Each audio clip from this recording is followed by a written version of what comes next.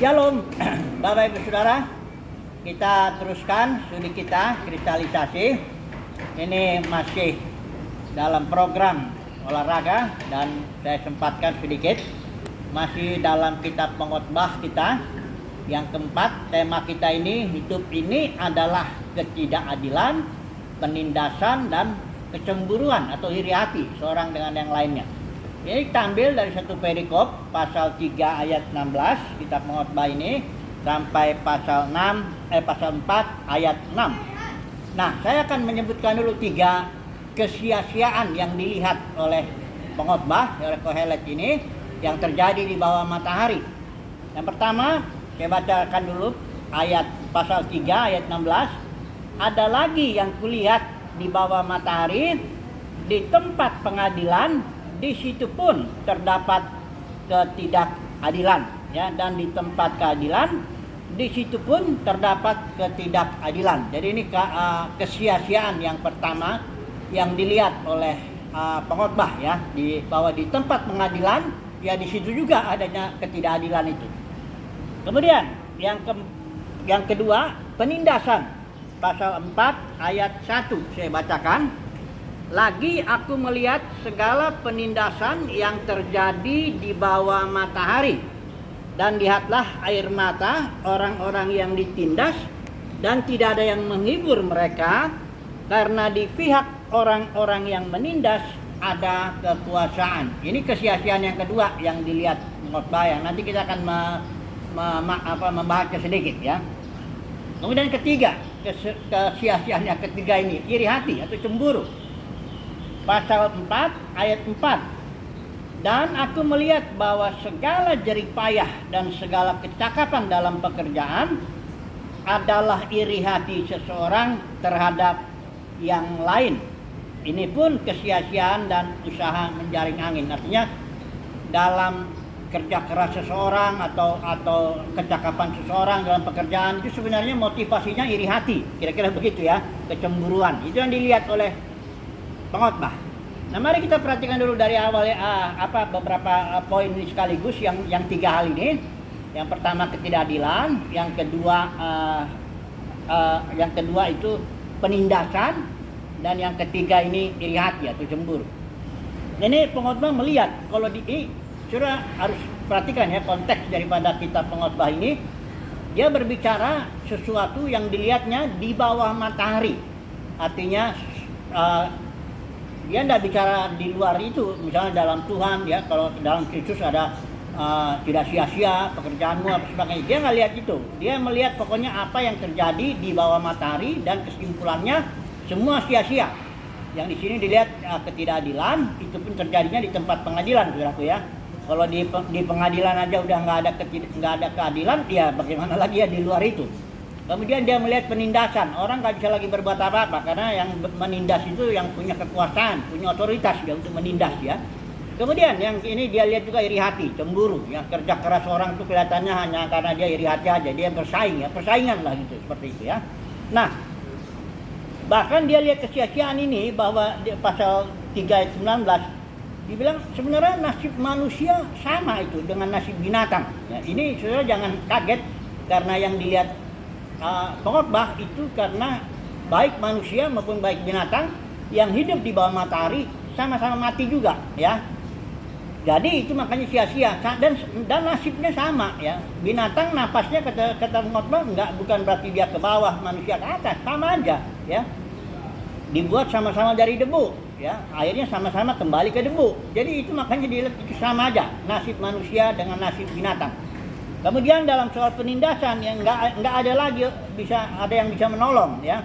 Di sini dibilang ada air mata atau apapun yang ditindas itu nggak ada lagi yang menghibur karena dia berada di bawah, ya. Inilah hierarki itu yang dimaksud pengkhotbah. Ada otoritas seseorang dengan yang lain, ya, pasti disalahgunakan itu, ya, kekuasaannya itu.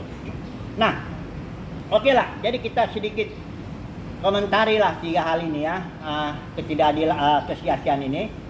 Ketidakadilan, penindasan, dan satu lagi kecemburuan. Kita sudah bahas yang lalu bahwa Tuhan membuat segala sesuatu indah pada waktunya. Nah, ini kita tahu bahwa itu bukan berarti masa depan nanti kalau orang biasa mengutip ayat itu dengan maksud untuk menghibur orang Kristen supaya tenang aja, nanti segala sesuatu indah pada waktunya nanti di masa depan gitu. Bukan itu ayat itu maksudnya. Segala sesuatunya di sini termasuk yang menangis, membunuh, perang, apa semuanya itu semuanya indah pada waktu itu terjadi. Asal dilihat secara keseluruhan. Nah, jadi kita melihat bahwa sekalipun ada ketidakadilan dalam dunia ini, sekalipun ada penindasan dalam dunia ini, sekalipun ada kecemburuan, itu sebenarnya indah. Kalau dilihat dari awal sampai akhir ya, kalau Tuhan taruh dalam diri kita kemampuan yang Alkitab bilang, Ibrani bilang olam, itu artinya keberlangsungan masa, kemampuan untuk melihat awal, membayangkan awal dan akhir. Ini sebenarnya indah ya. Nah, sekarang saya mau mengajak saudara keindahannya daripada hidup di bawah matahari ini apa? Ya. Apa sih keindahannya kalau orang ditindas? Apa sih keindahannya kalau ada ketidakadilan? Apa sih keindahannya kalau ada iri hati dan sebagainya itu?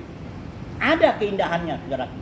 Karena begini, saudara bayangkan dulu ya, di Taman Eden itu ada dua pohon yang melambangkan dua jenis kehidupan.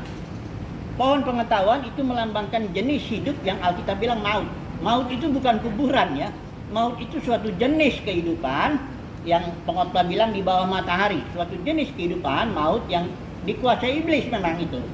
Jadi maut itu di kitab Ibrani dibilang jenis hidup yang dikuasai iblis. Itulah dia hidup di alam kesia-siaan. Tapi itu Tuhan sendiri yang merancang itu manusia untuk masuk dulu mengalami itu alam kesia-siaan itu. Kemudian Yesus datang, dia memberikan hayat, hidup yang baru lagi, jenis yang lain lagi, yang Alkitab bilang kalau istilahnya dalam perjanjian baru itu joy. Suatu jenis yang dijalani oleh, jenis hidup yang dijalani oleh Elohim. Nah, inilah hidup yang dalam Kristus ini yang tidak sia-sia.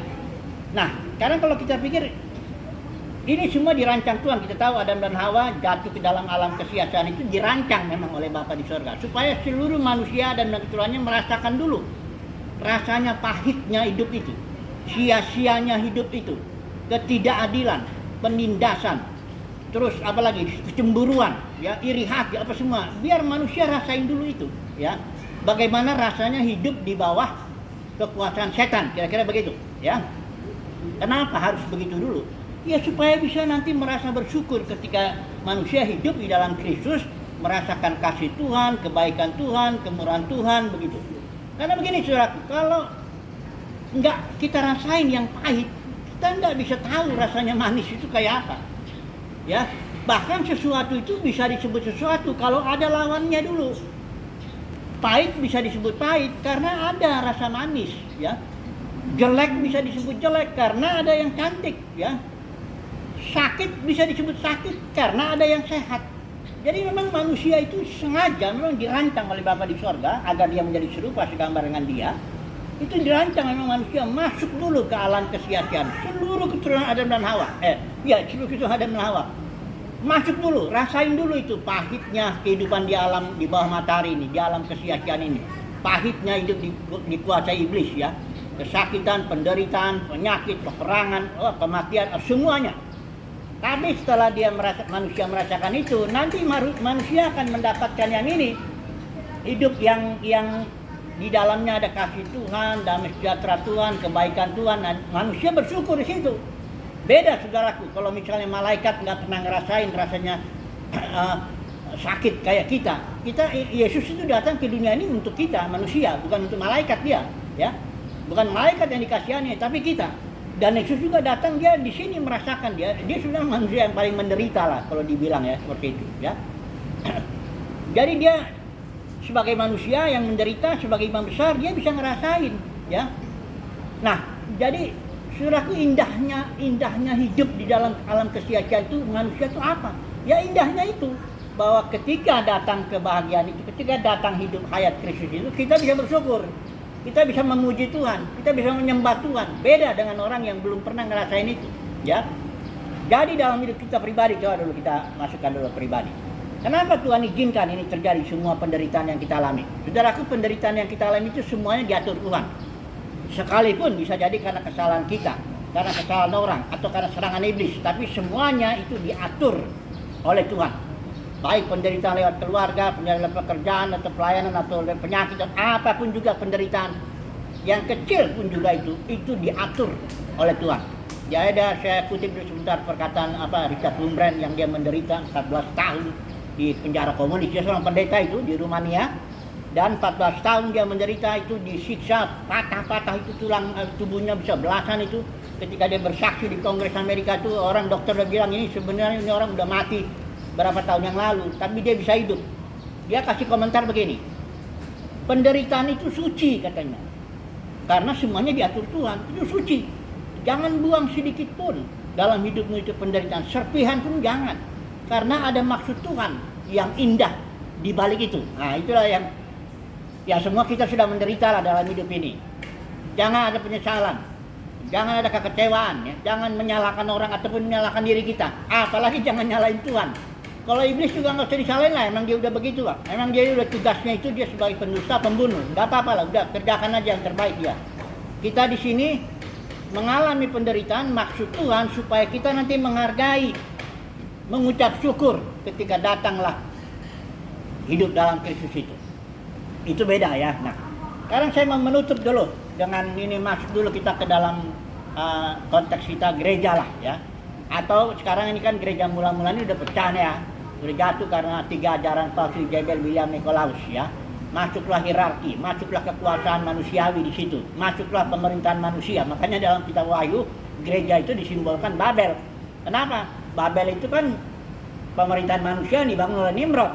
Nah itulah dia simbol perempuan itu disimbolkan Babel, karena gereja telah dimasuki oleh sistem pemerintahan manusia atau hierarki, sehingga nanti namanya kekuasaan, sudah Alkitab sudah bilang pasti yang atas itu menindas yang bawah. Hampir tidak mungkin lagi ada ketidakadilan ya. Makin atas dalam suatu organisasi, sudah bayangkan ya, makin banyak dia dapatkan uang, jabatan, fasilitas, itu sudah begitu ya. Nanti kalau dibilang ya kalau yang di bawahnya bego, biarpun begitu. Coba lihat gereja mula-mula nggak ada hierarki ya. Semua itu saudara. Itu makanya Matius 23 Yesus bilang jangan ada seorang pun di antara kamu pemimpin, jangan ada seorang pun di antara kamu disebut rabi, jangan ada seorang pun disebut bapak. Konteksnya Matius 23 itu Yesus sedang bicara soal kursi Musa. Kursi Musa itu memang ada, otoritas itu memang ada dalam konteks perjanjian lama sebagai simbol ya. Orang Farisi Alkitab punya kursi Musa, makanya Yesus bilang sama orang banyak, kau taatin dia ya, karena dia punya kursi Musa. Tapi Yesus bilang kepada ayat 8-nya itu, pasal 23 ayat 8, Matius. Para murid-muridnya Yesus bilang, jangan kamu ya, kalau kamu jangan. Kamu nggak boleh disebut pemimpin. Kamu nggak boleh disebut rabi. Kamu nggak boleh disebut bapak. Karena semua kamu saudara, egaliter, sama kamu. Nggak ada hierarki dalam gereja. Nggak ada kekuasaan manusia dalam gereja. Nah, tapi gereja mula-mula kan jatuh ke dalam dunia kekristenan oleh ajaran Jebel, William, Nikolaus. Akhirnya terjadilah dalam dunia kekristenan ini penindasan. Kira-kira itu fakta. Sudah mau menyengelak pun nggak bisa. Ya, penindasan, ketidakadilan, dan kecemburuan, iri hati, persaingan, sikut-sikut ya, yang nggak usah kita munafik juga ya, karena saya juga ini udah 45 tahun kurang lebih dalam melanglang dalam dunia kekristenan, jadi tahulah ya dapur-dapurnya ya. Saya juga pernah merintis sesuatu dengan teman-teman yang mulai dari beberapa orang aja sampai memiliki fasilitas yang cukup banyak, mobil, kendaraan, gedung, apa semuanya ya. Tapi kalau nanti ujung-ujungnya pembagiannya kan nggak begitu. Nah disitulah terjadi ketidakadilan. Ada orang yang merintis dari awal tuh, terus sampai 20 tahun, 30 tahun tetap aja begitu ya. Sementara yang di atas itu, yang seniornya itu udah menikmati semuanya. Ini ketidakadilan ya. Dia memang barangkali orang bisa bilang, oh saya diberkati Tuhan gini. Enggak, nanti Tuhan akan perhitungkan, karena pengkhotbah ini juga bilang bahwa kita semua akan ya, Tuhan akan mengadili semua orang. Juga gereja ini ya, Paulus bilang kita semua akan menghadap tahta pengadilan Kristus ya. Nah disitulah kalau tidak bisa disangkal ya, kalau dalam hierarki ya, di dalam struktur sistem kosmos dunia kekristenan itu terjadi penindasan, terjadi ketidakadilan, terjadi iri hati, persaingan. Makanya Yesus bilang sama di bait suci itu, kami sudah bikin ini bait suci ini jadi sarang penyamun. Kenapa? Ya ada penindasan di situ, ada ketidakadilan di situ, ada di situ persaingan. Namanya udah uang di situ main. Saudaraku, ini tidak bisa disangkal. Apapun yang kita mau bilang ini sudah apapun dibilang, kita semua akan menghadap tata pengadilan Kristus, tanggung jawab itu semua. Bagaimana dengan pelayanan kita? Apakah ada ketidakadilan situ? Orang Farisi ahli Taurat itu dibilang merampok rumah janda-janda, menelan. Ya, saya yakin nggak jauh beda lah yang di atas itu, ya, dalam dua kekristenan, ya. Gimana kalau dia bisa tambah kaya, yang di bawahnya jemaatnya bisa tambah miskin juga, ya. Dan kadang-kadang ada, nggak semua begitu, tapi ada juga yang bahkan udah miskin dikejar juga persepuluhannya, harus bayar kalau harus store, katanya. Itu makanya kau nggak diberkati sebagainya. Tapi semuanya ini kesimpulannya pokoknya semuanya akan dibawa ke dalam tahta pengadilan Kristus. Disitulah kita akan mempertanggungjawabkan semuanya, ya. Nggak ada lagi yang tertutup, yang nggak dibukakan di situ. Matius 7 bilang, aku akan terus terang di situ. Terbukalah semua. Bagaimana? Apakah dalam pelayanan kita, khususnya konteks gereja saya bicara, adakah penindasan di sana? Adakah kejadilan di sana? Adakah iri hati cemburu di sana? Ya, itu dilihat, ya. Dan biarlah semoga kita mendapat kasih karunia Tuhan lah, ya, untuk lolos dari semuanya itu, dan kita dipercayakan untuk di pemerintahan Tuhan di zaman berikut, kerajaan 1000 tahun. Haleluya. Amin.